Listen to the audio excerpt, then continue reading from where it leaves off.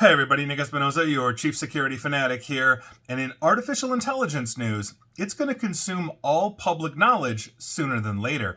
That has massive ramifications, I think, and it's something that we really need to discuss and consider as artificial intelligence continues to grow and consume energy and resources.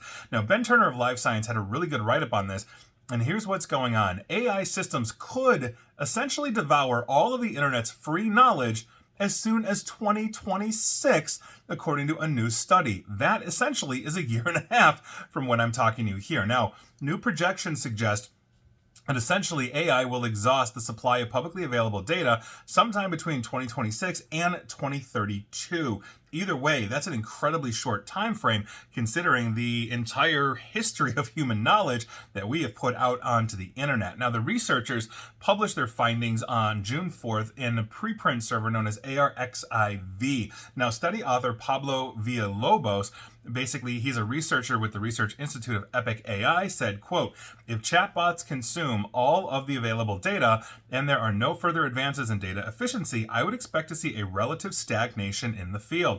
Models will only improve slowly over time as new algorithmic insights are discovered and new data is naturally produced," end quote. Now, the estimate of about roughly how much text is available online is essentially quantified in this way for the researchers. They went and used Google's Web Index that calculated there is currently about 250 billion web pages containing 7,000 bytes of text per page. That's the average, over 250 billion.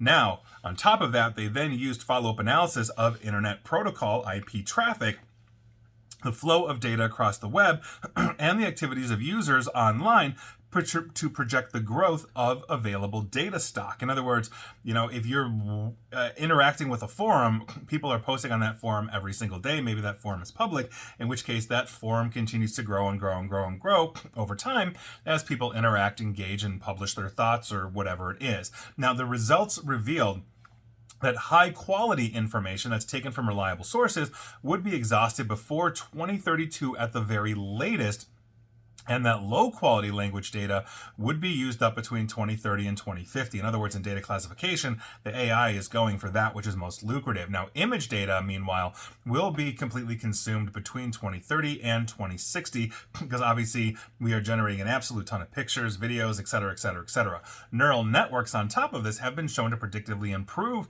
as their data sets increase, and that is essentially part of the neural scaling law. So, therefore, an open question is if companies can upgrade models' efficiencies to turn basically to these accounts for a lack of fresh data. In other words, what do we do to generate new data? Now, there has been essentially an understanding that artificial intelligence right now is at a bit of a crossroads, that a lot of AIs are consuming so much content on the internet that roughly half of the internet is now artificial intelligence generated, meaning we're using ChatGPT and all the ChatGPT type things that frequently that we are putting it out there, which means new AI or different AIs are training on other AI output. AI output is not the same and does not have the same effectiveness as human output. And so think about it this way.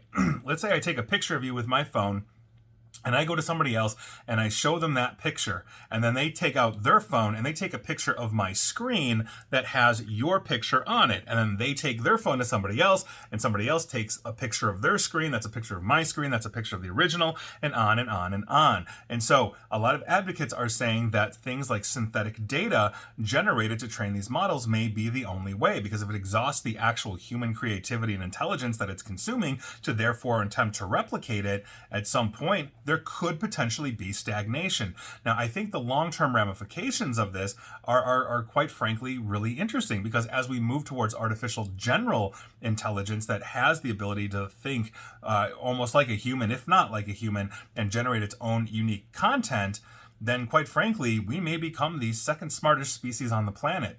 And what does that say in the long term? And if you look at the history of this planet, how good does the second smartest species do?